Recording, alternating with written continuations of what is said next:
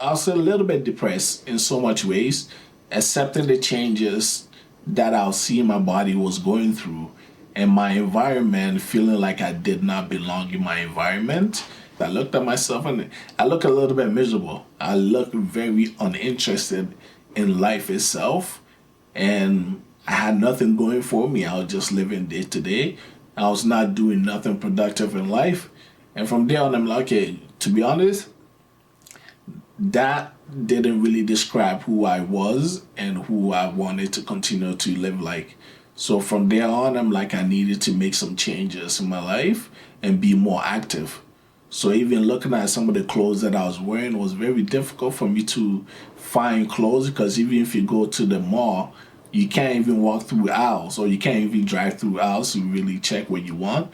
And on top of that, you can't really try the clothes on. I need personal assistant to do this and do that. For me, it takes like at least 30-40 minutes just to put clothes on me.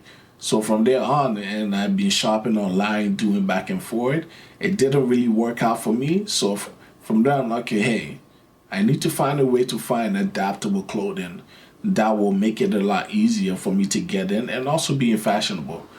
If you see anybody in the wheelchair, 99% of the time you find them just wearing tracksuit or jogging pants or something that's very loose that they could get in and out of, like exactly what I'm wearing today. But so looking at that, and I'm like, okay, I used to be very fashionable, and looking at myself, I'm like, hey, I need to find a way to really change the narrative of what people see in me or how people see me, the precedence. Okay, well, oh, look, a sad person is in a wheelchair and blah, blah, blah. I wanted to change all that. So from there on, I started dressing more nicer, buying nicer clothes, and even if it's skinny jeans, I don't care. I will make sure that the PSW have the time to put it on me. Nowadays, when you see me out, you're gonna say, "Wow, this guy look well dressed," and some people say, "Oh, he looks good for a guy in a wheelchair." Often the question I ask myself is, how does a guy in a wheelchair look like? And that always come back to me like how I looked like in the picture before. So from there on, I'm like, yeah, I see that there's a lot of gap when it comes down to individual in a wheelchair looking for accessible clothing that also might be fashionable. So I decided, okay, I need to start my own line because I did not see anything out there like that. That's what I've been working on as of lately, developing a prototype. Right now, I'm at a point where I have the tech pack completed, I have the sample completed, and now just looking for a manufacturing company to produce a product. What I did that kind of make it a lot easier for individual with physical disability to get in and out of, or even elderly parents, by incorporating magnetic buttons either at the fly area or even the zipper area, removing the zippers when they come down to the waist, including an elastic waistband that will kind of expand, or even give it in a belt option too as well. I've seen like there hasn't been anything there that's available that will allow individuals to get in and out. There's also zippers that you could also use on the waist side all the way to your ankle. Individuals like myself, most people wear a leg bag for the urinal bag, and you don't really want it to expose in public. So given that I've created something where you can use a little zipper from the left side or right side and zip it almost close to your ankle, where you can just open the fly and it's a quick release. And even if a caregiver is assisting you, they can do it themselves. If you need to put the clothes on, there's zippers on both sides of the pants. And there's also a magnetic button on the fly where you could basically use it as just a quick snap and off. Or there's another option where we have a hook on the zipper itself where you could use your finger to hook and just pull it up. Even if you think about your elderly parents that have arthritis and stuff that cannot open buttons, this is a great opportunity for them too as well, where they could use a quick release and just clip it back on and off. And the jacket itself, if it's a jacket, we could split the jacket into two, where it's just a quick released where you don't have to really struggle zipping up or opening buttons and stuff. So if you have individuals that's helping you, like a PSW, it's very easy. And if you're doing it yourself too as well, it's very easy. So because if you think of some people who have their fingers chopped off due to, let's say, a frostbite. I have a friend that has a frostbite that cannot open buttons. So creating a shirt for him that he's able to just snap and snap off was a life changing for him. He's like, wow, I didn't even know this was possible. So just creating an opportunity for people like myself that could take advantage of it, either with a caregiving service or with a fashion line where it will basically give them the opportunity to kind of feel normal. And that's the whole goal for me, just capitalizing on the opportunity that I have, even being disabled, because often you look at your disability and it becomes a trauma or depression and you don't really want to contribute to life. But for me, I always find the gray area and everything and just try to take advantage of the opportunity that I have by giving back and also producing something that I know people in my community will enjoy and will love to have the opportunity to have some of these tools, which is not available at the moment. So now the clothing line name is very unique and it kind of ties up into everything that I do and everything that you have to be very optimistic when you're in a certain situation like this.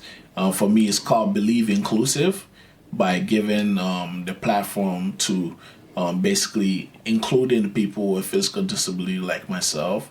When it comes down to the fashion industry, I feel like they haven't included individuals with physical disability, and I think it's very important that I have the name that kind of basically put it out there and say, hey, I believe in the process, believe in what you're doing, believe in all the achievement that's going to come your way.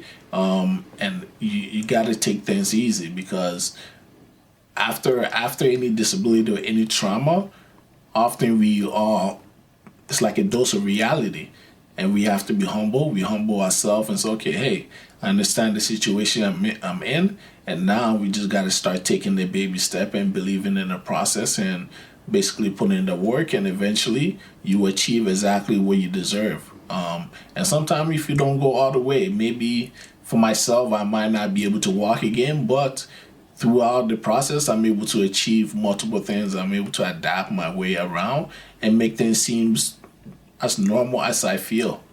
Aside from that, I've been able to, when it comes down to individual with physical disability, we rely on personal support worker heavily. And it's unfortunately because most of the time when I leave my house, I don't get any service.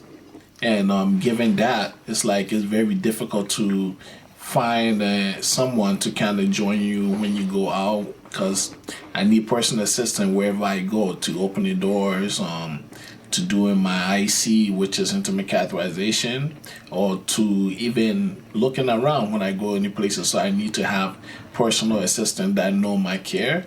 The worst part of it is, even when you're traveling, you need to go on vacation. You have to basically make sure that you bring a caregiver with you. You pay for the accommodation, first of all, that makes sense. And on top of that, you pay for their wage, at least a minimum of 8 hours. Now, so when you think about it, that will rack you more than what you are even paying for vacation yourself. For 1 week vacation, it could cost more than at least $10,000, because you're paying for their hourly work, and on top of that, you're paying for the vacation. Looking at that, I was always thinking, okay, well, is there anything out there that people get access to, or basically go and just find a caregiver within the city that they're in? And I realized that was not out there.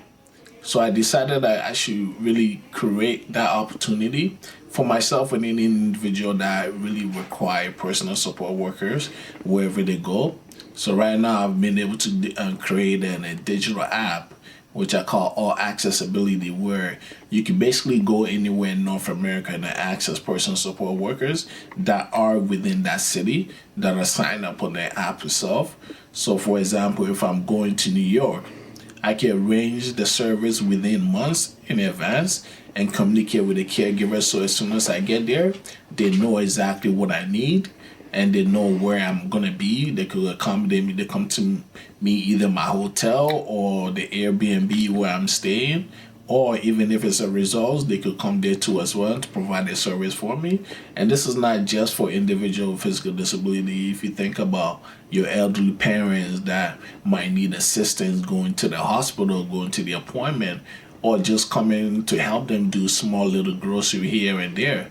So creating this platform has been very important for me to actually get something out there like that, because I feel like there's a lot of gap and there's a lot of people that can utilize this opportunity. So looking forward to getting it out there as soon as possible. Right now the digital app has been completed and I'm just working on a few little things before we go public with it. I always tell people it's like life is a process. You're gonna be knocked down no matter what situation you're in. I can't compare my disability with somebody else that have cancer or other things. Everybody handle their things differently and it takes time, but also while putting in the work on your own and feeling comfortable. And that's the most important. As long as you're comfortable within your own skin, that is the best feeling you could ever have. Because for me, at the initial stage, I was not comfortable. I was shy. I hated the way I look. I hated what I was going through and I didn't feel comfortable. And I had to come down to realization and I saw myself in the picture and it just reminded me like, hey, this is not you. This is not you. This is a certain person that you have adopted over the time, but I needed to see a picture like that to really change my outlook and say, okay, hey, like, you could make a difference and also you could help other people out that are in your situation by being vocal and just talking about certain things that I have gone through. So for me, I'm not shy to really talk about anything when it comes down to my disability, but it's my disability that gave me this platform to actually capitalize and do some of these things that actually will give back to other people who have been going through the same situation as me.